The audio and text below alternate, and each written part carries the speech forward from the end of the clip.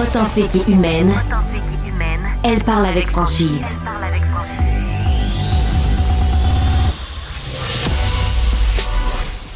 Elle traite l'information avec rigueur et efficacité. Une approche fraîchement moderne de l'actualité. Isabelle Maréchal. Bonjour tout le monde, un très bon vendredi matin. Merci d'être à l'écoute de Cube Radio sur les ondes du 99.5 FM. Je suis ravie de pouvoir vous occuper pendant les 2 prochaines heures. Et oui, on va parler de sujets qui sont directement en lien avec l'actualité et qui vous touchent parce que en deuxième heure, soyez là à 10h, on va parler de ces hausses potentielles de tarifs d'Hydro-Québec qui vont toucher à la fois les entreprises, puis elles sont pas de bonne humeur. Il y a déjà une pétition qui circule avec plus de 3000 PME là, qui disent au gouvernement que ça va pas passer là, comme du beurre dans la poêle, cette affaire-là, parce qu'il y aura un impact important pour elles et aussi pour votre portefeuille. Tu sais, puis on entend souvent dire que on paye le moins cher l'hydroélectricité au Québec, puis souvent je me dis, j'espère bien. On est les premiers producteurs d'hydro. J'espère qu'on a un avantage concurrentiel. S'il fallait qu'on paye le même prix que les autres, vous allez me dire comment ça se fait. Bref, on va parler de ça à 10h et je compte sur vos commentaires là-dessus. Vous pouvez me joindre en tout temps au 1-877-827-2346. Avez-vous des jeunes qui se cherchent chez vous en ce moment-là? Pas qu'ils cherchent dans le sous-sol, mais qui cherchent une carrière, qui se disent « Qu'est-ce que je veux faire de ma vie? » Moi, comme je dis souvent à mes enfants, la vie est longue. Mais la vie est courte aussi. Ce qui est important, c'est faire quelque chose qu'on aime. En même temps, comme parents, c'est sûr qu'on leur veut du bien, puis parfois on a de l'inquiétude, on veut qu'il y ait dans des domaines qui soient payants ou qu'il y ait de l'avenir et tout. Et là, il y a une étude qui est fort intéressante dont on a parlé cette semaine. C'est l'Institut du Québec qui a sorti que finalement, ce qu'on appelle l'avantage social de l'école, du diplôme universitaire, finalement, cet avantage-là aurait légèrement fléchi. C'est-à-dire qu'il y a, en 2017, donc il y a 7 ans, un diplômé universitaire gagnait plus de 80% de salaire qu'un travailleur. Et ça, c'est quand même important, plus que quelqu'un qui avait un diplôme secondaire. T'sais, 2 travailleurs égaux, là, il y en a un qui a un diplôme secondaire, puis il y en a un qui a un diplôme universitaire, mais il y en a un qui fait 81% de plus que l'autre. C'est quand même majeur. Aujourd'hui, cet avantage social n'est plus que de 60%. Fait que ça a baissé. Ce qu'on comprend, c'est que c'est toujours payant d'aller à l'université. C'est ça qu'il faut comprendre. En même temps, ce que ça veut dire, c'est que le marché du travail a peut-être besoin d'autre chose. Puis là, c'est intéressant parce que je vais vous présenter 2 invités qui vont nous dire est-ce que l'école doit former les travailleurs ou doit former des citoyens qui travaillent? Il y a une petite nuance ici. Je vous les présente tout de suite. Céline Morellon est directrice générale de Leader de Valeur, Groupe Conseil. Elle est une experte en ressources humaines. Merci beaucoup, Céline, d'être là. Bonjour. Et avec moi, Jessica Joyal, chasseur de tête. On se connaît depuis très longtemps, Jessica. Heureuse de te retrouver. Moi aussi. Bon, quand vous avez vu cette étude de l'Institut du Québec, qu'est-ce que vous en avez pensé? Jessica, toi qui es chasseur de tête, qui est dans le marché du travail tous les jours, qui parle aux employeurs. Oui. Je trouve que le sondage, c'est vrai, ça donne un petit peu cet aspect-là. Puis ça démontre un peu le décalage qu'on a eu il y a des années en voulant préciser que tous les enfants devaient aller à l'université. On a poussé beaucoup cet aspect-là, puis on a un peu oublié que la formation professionnelle et technique était aussi importante. Là, on a connu un petit peu le crash de tout ça, puis là, on se retrouve beaucoup, on l'entend beaucoup en pénurie de main-d'œuvre, les postes en usine, les soudeurs, les assembleurs, les mécaniciens, les estimateurs, les technologues, on en manque. Puis là, on s'en va vers du recrutement international, puis je me dis, là, le balancier doit revenir. Donc, c'est vrai que c'est important qu'on puisse avoir un langage qui est entre l'école puis ce que le marché d'emploi a besoin. Il y a un peu un petit décalage. Je pense qu'on va se retrouver. Mais tu sais, les employeurs, Isabelle... Là, ils veulent quoi? Qu'est-ce qu'ils te demandent? Oui. Ils cherchent qui en ce moment? Sur les profils de poste, on voit encore dans les exigences bac. Mais sincèrement, ce qu'ils veulent, c'est de l'expérience, c'est une bonne attitude, c'est de la volonté puis de la loyauté. Mais de l'expérience, quand tu sors de l'école, c'est un peu difficile. Oui, c'est sûr que pour le junior, mais je veux dire, dans tous les postes aujourd'hui, on fait de l'encadrement puis du mentorat. Mais ce qu'ils veulent avant tout, là, tu sais, même s'ils me marquent, je veux un bac, je veux que la personne ait un bac, ils me disent, ça a l'expérience pertinente, pas de la volonté, pas de la loyauté, pas d'une bonne attitude, puis souvent, ils vont dire, es-tu allumé? Oui. C'est ça qu'on veut. Fait que le diplôme devient plus secondaire. Oui. Ah, c'est intéressant. Céline, qu'est-ce que vous voyez? Qu'est-ce qu'ils veulent, les entrepreneurs? Qu'est-ce que recherchent les entreprises?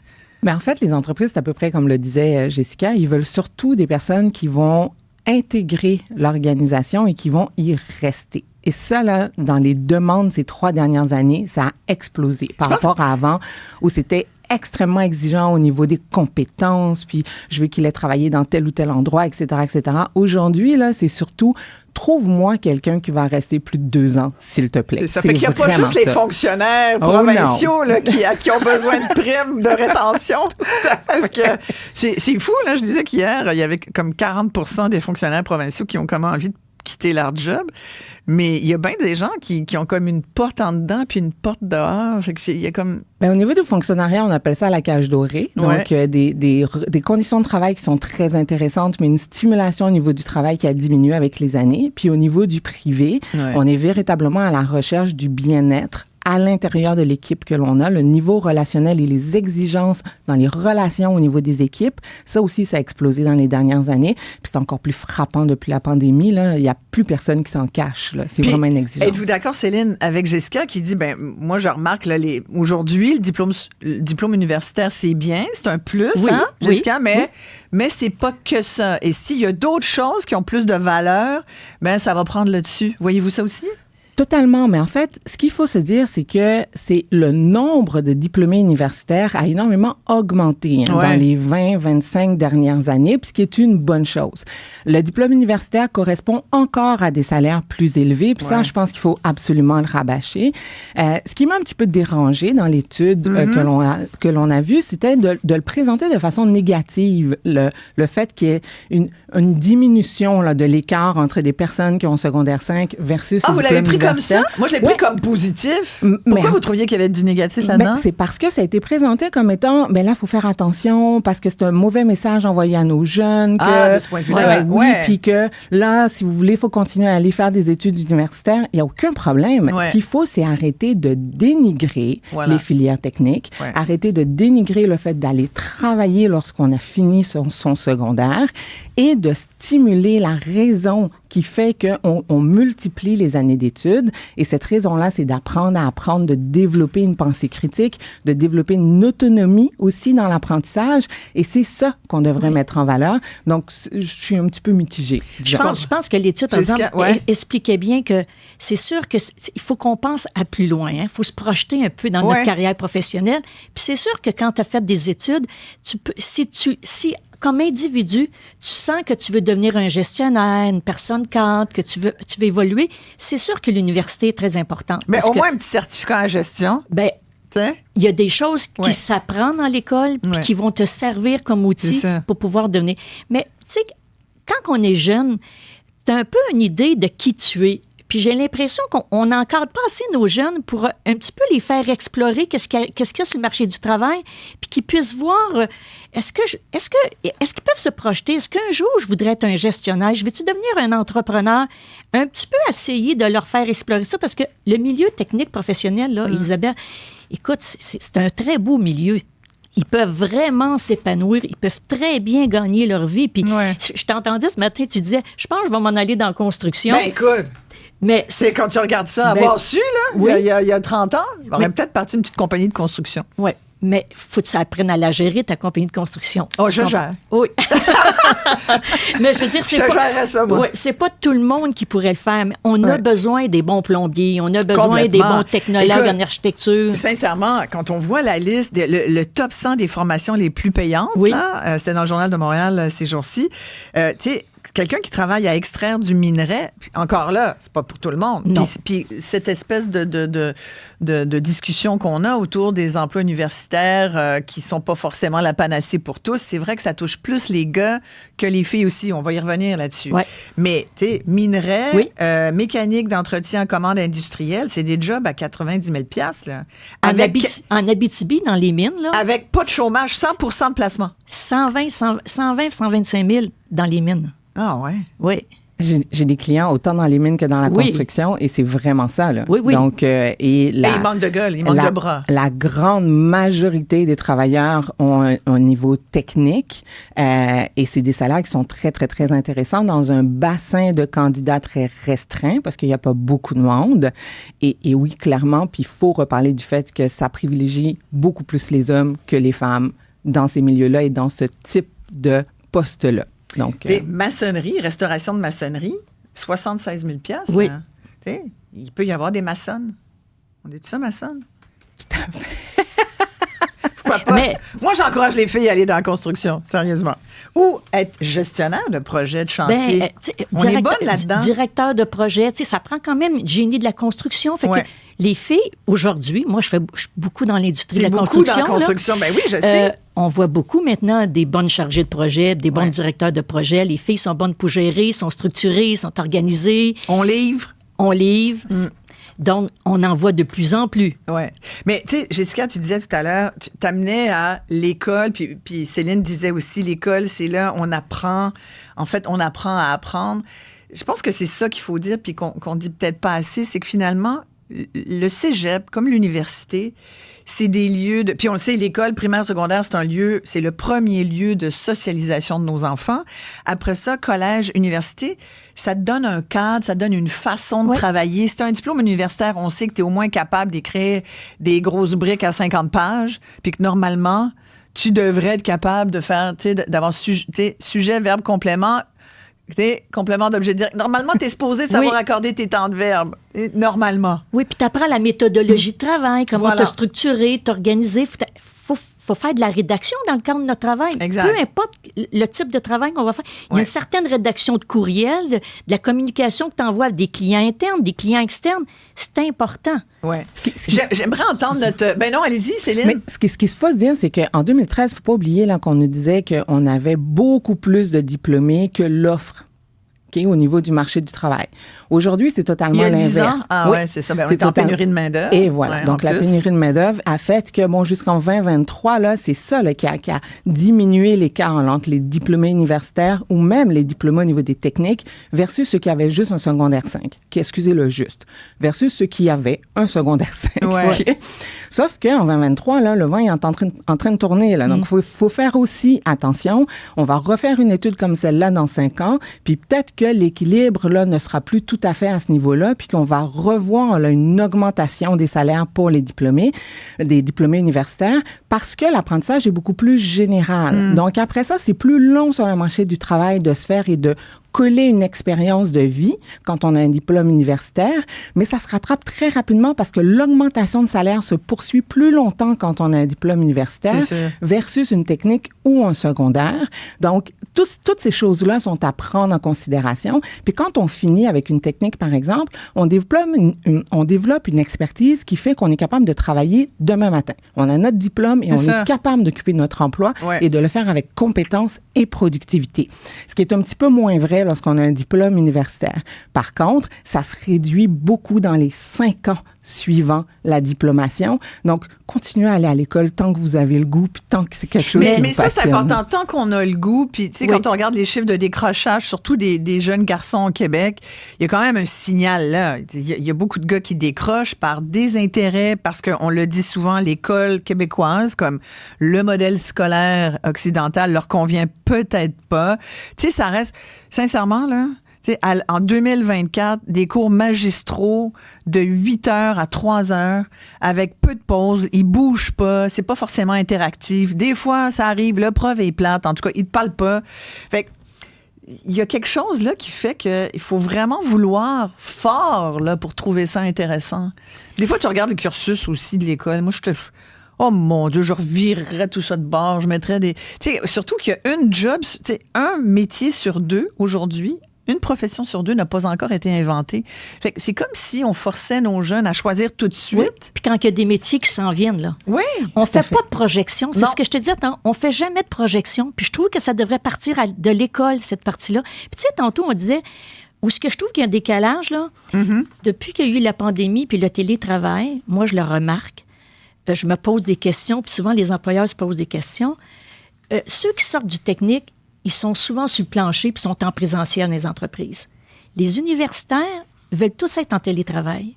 Comment tu évolues dans ta carrière en étant seul chez toi? Bien là, ça c'est un très, très bon sujet. Puis donc, je vais vous suggérer de mettre ça sur la glace. Vous allez revenir nous parler du télétravail parce que ça, c'est sûr qu'on fait 30 minutes là-dessus. Là. Ça a changé nos vies. J'aimerais qu'on aille tout de suite à notre auditrice qui nous appelle. D'ailleurs, faites-le. 1-877-827-2346. C'est une jeune danseuse en danse contemporaine qui a gradué de l'École de danse contemporaine de Montréal. C'est tout chaud. En mai dernier, elle a 20 ans. Elle s'appelle Rosalie. Bonjour, Rosalie. Bonjour. Hey, merci de nous écouter. Franchement, super apprécié. Là, vous écoutez notre discussion. On me dit, là, ma recherchiste Alice me dit que vous lui avez dit, vous aviez les notes pour devenir médecin. Vous êtes vous êtes bonne en classe, mais vous avez décidé de suivre votre cœur, d'aller en danse. Mais vos parents, ils étaient pas super ravis de votre choix. Ouais, ben en fait, c'est que j'aurais eu les notes, mais être acceptée dans une école comme ça, ils en prennent 20 par année. Il y a des gens de France, de Belgique, d'un peu partout. Fait que c'est comme, hey, j'ai eu la chance d'être pris, ben j'y vais. Donc, c'était vraiment comme une grande chance. Je me suis dit, après, retourner aux études, j'ai toute ma vie, si j'ai envie, la danse, toutes ces questions du corps, tout ça. J'ai dit, c'est maintenant que je suis au meilleur de ma forme. Je vais y aller, tout ça. Et après, c'est sûr que les parents sont toujours là pour supporter. Sont contents que je suive mon cœur, mais c'est plus après, une fois que la graduation est faite, que c'est comme, OK, là, t'as vécu ton petit moment avec la danse et tout, comme... Ah, c'est ça! Fait que pour vos parents, c'est comme une phase qui va vous passer, là. Ouais, ou tu sais, c'est, mettons, OK, là, on vient de finir l'école, OK, c'est où les contrats, c'est quand les compagnies, c'est quand que ça fonctionne, puis je suis comme, wow, c'est pas un livre écrit que non. Je sais où c'est après, tu sais, c'est difficile, c'est pas comme un métier normal où c'est comme... Bon, ben, j'ai fini mes études. Là, je travaille là. Et c'est beau, c'est fini, c'est réglé. C'est pas comme ça que ça fonctionne en danse. Puis c'est dur de devoir tout le temps se justifier, d'expliquer que c'est pas comme ça que ça fonctionne. Mais oui, mais vous avez raison de suivre votre cœur. Moi, je pense que c'est ça qui compte, de suivre son cœur, de suivre sa passion. Est-ce que vous disiez, j'ai peur de me réveiller à 50 ans puis de me dire, oh mon Dieu, j'aurais tellement dû faire danse plutôt que de faire autre chose. Hein? C'est ça aussi. Faut... Jessica disait, il faut se projeter, mais il faut que nos jeunes aussi se projettent. Mais souvent, dans les carrières des individus, là, ils prennent un travail en début de carrière parce qu'on doit gagner notre vie. Mais souvent, quand ils arrivent vers la fin de la carrière, ils reviennent à leur passion. Oui. Donc, mais je trouve que Rosalie a raison de le faire du bon bord. Elle fait du bon bord, Rosalie. Elle le commence. Peut-être qu'à un moment donné, elle va faire d'autres choses, mais c'est ta passion. Elle a le droit de rester là durant toute ta... Tu peux faire ça en parallèle. Donc, je pense que c'est important. Est-ce qu'on peut dire à nos jeunes... Rosalie, trouvez-vous qu'on vous demande trop jeune? Moi, je me souviens, je l'ai vécu, ça. Même à l'époque, il fallait que tu choisisses de bonne heure. Là. À 15-16 ans, là, secondaire 3, il faut que tu saches. Tu t'en vas où? Moi, j'étais comme... Je faisais du théâtre, je voulais être journaliste, je voulais être actrice, je voulais en même temps être astronaute, je voulais, tu sais, plein d'affaires. Puis là, j'avais vu un conseiller d'orientation qui m'avait dit, là, on a besoin de key punch. Là, j'ai fait, c'est quoi ça? C'est key punch. Et je peux vous dire qu'aujourd'hui, il n'y en a pas de key punch. Je serais au chômage. Fait que Rosalie, hein, pensez-vous qu'on vous demande trop tôt aujourd'hui encore de choisir? Moi, je pense que oui. C'est surtout comme c'est tellement difficile d'être jeune, puis on demande qu'est-ce que tu as envie de faire, en quoi tu vas étudier, pourquoi tu vas au cégep faire ça, pour après faire quoi. C'est toujours pour après faire quoi. Comme si le cégep, c'était juste un petit entre-deux qui sert à rien. Alors que pour moi, c'est vraiment une technique que j'ai faite. C'était ça, mes études en danse. C'était ça qui était l'École de danse contemporaine de Montréal. C'est comme l'école la plus reconnue au Québec. Mais oui. En danse contemporaine, ce que moi je fais. Donc, d'après, d'aller à l'université, pour tout ce qui est niveau interprète, ça me sert à rien dans ma pratique. Tout ce qui est en lien avec ça, il faudrait que je sorte, moi, du Québec pour avoir plus après me spécialiser. Donc, on dirait que c'est dur de pouvoir dire, ben oui, là, moi, je veux danser, j'ai envie de danser, mais ça se peut qu'à un moment donné, j'ai envie de faire autre chose et c'est totalement correct. Donc, on dirait que comme tout le monde nous pousse à, quand on est jeune, que ce soit, OK, la chose que tu vas étudier, c'est la chose que tu vas faire toute ta vie. Oui, exactement. Rosalie, j'ai peut-être une petite question. Oui, il y a mon invitée Céline Morellon qui a une question pour vous, Rosalie. Oui, j'ai peut-être une petite question pour vous. Ça a été quoi l'élément déclencheur pour que vous teniez votre bout? Je pense que ceux qui nous écoutent, là, ils ont peut-être besoin d'entendre ça. Ça a été quoi l'élément déclencheur qui a fait, OK, moi, je veux faire de la danse, je vais faire de la danse, même si tout le monde me pousse à faire d'autres choses? Mais je pense qu'il y en a beaucoup quand même. Mais je pense que j'ai toujours voulu danser. Puis je pense que ça a toujours fait partie de ma vie depuis que j'ai 5 ans. Ça a toujours été la chose qui faisait le plus partie de ma vie puis qui me motivait aussi à l'école. J'étais dans un programme de danse au secondaire, donc c'est en parallèle avec l'école, c'est toujours ça qui me tenait, qui me gardait. Puis je pense qu'à un moment donné, là, j'ai réussi les auditions. Puis j'ai fait, en fait, ça pourrait fonctionner. On dirait de comme être accepté, que c'était comme tellement un rêve qui était loin, que là, je me dis, mais genre, j'ai été acceptée. Ça peut vraiment fonctionner. On a confiance en moi, on me prend dans cette école-là. Parce que je dirais, je pense que ça a été le premier élément. Puis le deuxième, parce que ma première année, j'ai trouvé ça, surtout en première session, assez difficile de voir moi qui est en danse et toutes mes amies qui sont, eux, au cégep en sciences nat, en train de faire leur science pour après aller dans des programmes kiné, médecine, vous voyez, le genre, tout ça. Puis est-ce que j'ai fait une erreur? Tu sais, je me rappelle encore pendant la relâche, on est allé bref dans un café avec mes amis, puis là, ils sont en train d'étudier. Et là, moi, je faisais d'autres choses en lien avec la danse, mais c'était différent, c'est ce que moi, je suis en train d'étudier. Puis j'étais comme, est-ce que je fais une erreur? Puis là, genre, je me suis mis à repenser, tu sais, parce que j'étais la seule, tu sais, de toutes mes amies à continuer en danse, puis d'aller là-dedans. Puis là, je me suis dit, est-ce que je fais une erreur? Puis là, quelqu'un qui m'a dit, je parlais de ça avec une amie et tout, puis on m'a dit, là, en ce moment, tu avais plusieurs choix. Tout le monde a tout le temps plusieurs choix, puis tu as le choix d'aller en danse, tu avais le choix d'aller en médecine, tu avais le choix juste d'autres choses qui m'intéressent, comme par exemple en kiné ou en physio. Tu avais plein de choix. Puis là, tu t'es mis dans celui en danse, tu as été prêt à l'école, mais suis-le, ce choix-là, puis fais-le à 100%. Exact. À 150%. Exact. Mais oui. C'est vraiment ça que ça m'a fait, oui. Puis j'ai dit après, j'ai toute ma vie. Si j'ai envie après, plus tard, finalement, dans 2 ans, je réalise, finalement, j'adore danser, mais j'ai envie de faire autre chose. Ça sera toujours là à m'attendre, ça sera toujours là. Je peux toujours retourner aux études. Si un rêve, ça sera pas... je trouve pas que c'est à 55 ans qu'il faut vivre, c'est là, c'est quand tu as envie de le vivre, c'est là qu'il faut le prendre parce qu'il faut sinon apprendre. Mais oui, on sait pas, puis on va peut-être vous voir à Révolution à un moment donné. Voilà, là. donc ce qu'on peut retenir, c'est donner la chance aux jeunes, leur permettre d'explorer, parce que c'est vraiment ça, et de les encourager. Donc, les encouragements, que ce soit au niveau de la famille ou que ce soit au niveau de l'encadrement professionnel, qui fait que merci beaucoup, Rosalie, vraiment. Merci, Rosalie. On a... Oui, allez-y, en terminant. Merci beaucoup d'avoir... Merci. Rémi est avec nous. Rémi nous appelle. 22 ans, Rémi, puis le sujet des études, vous dites, ça vous parle? Oui, exactement. Moi, j'ai étudié un petit peu au cégep quand j'étais plus jeune. Ça a été assez compliqué pour moi quand la pandémie est arrivée. J'ai décidé de quitter ça. Je suis parti dans le domaine de l'automobile. J'ai été 2 ans vendeur de véhicules. Et là, je suis représentant dans les produits industriels sur la route et je viens à peine de me faire proposer un poste en tant qu'assistant chargé de projet dans une grosse compagnie dans le domaine de la construction.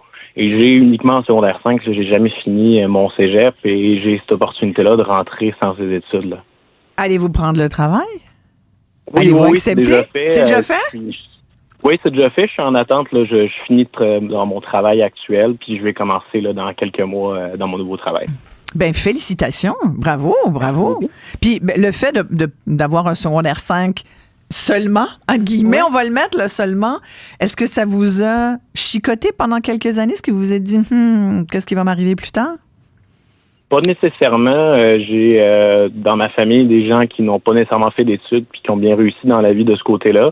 Donc, je savais que c'était possible. Je pensais pas avoir cette opportunité-là un jour, mais de ce que j'ai entendu au niveau de l'employeur, c'est qu'il cherchait quelqu'un qui fonctionnait plus avec les valeurs de l'entreprise, pas nécessairement quelqu'un qui avait un bac, mais qui avait la motivation de vouloir monter dans la compagnie, de comprendre, d'apprendre et de pouvoir rester sur le long terme là, sans nécessairement avoir un bac. Là. Est-ce que ça vous incite, par contre, si votre employeur vous demanderait d'aller chercher de la formation d'appoint parce que vous voulez peut-être évoluer, il trouve que vous avez une bonne attitude et tout ça, est-ce que vous seriez ouvert à aller chercher de la formation d'appoint? Ça, c'est une question de chasseur de tête, ça. Complètement. On me l'a même proposé. Okay. On me l'a même proposé soit de faire de la formation à côté, donc avant de rentrer dans le poste, ou faire de la formation en interne. Puis moi, je préfère la formation en interne. J'ai plus de facilité à apprendre sur le terrain, dans l'environnement de travail, et je vais en faire avec mon nouveau patron, c'est certain. Là. L'observation, c'est un bon mode d'apprentissage. Écoutez, observez. Ça, c'est le monde du futur. Merci beaucoup Rémi. du partage. Merci à vous. Ça, c'est le monde du futur. C'est exactement ce qui va arriver dans le futur. Donc, quel que soit le niveau de diplomation que l'on va avoir, étant donné qu'on ne sait pas, 70% des emplois d'ici 25 ans, on les connaît pas aujourd'hui. C'est 70? 70%. Ben, c'est ça qu'il y a dans les études. Puis encore là, c'est des projections qui sont faites de façon mathématique. C'est comme une majorité. Là. Totalement.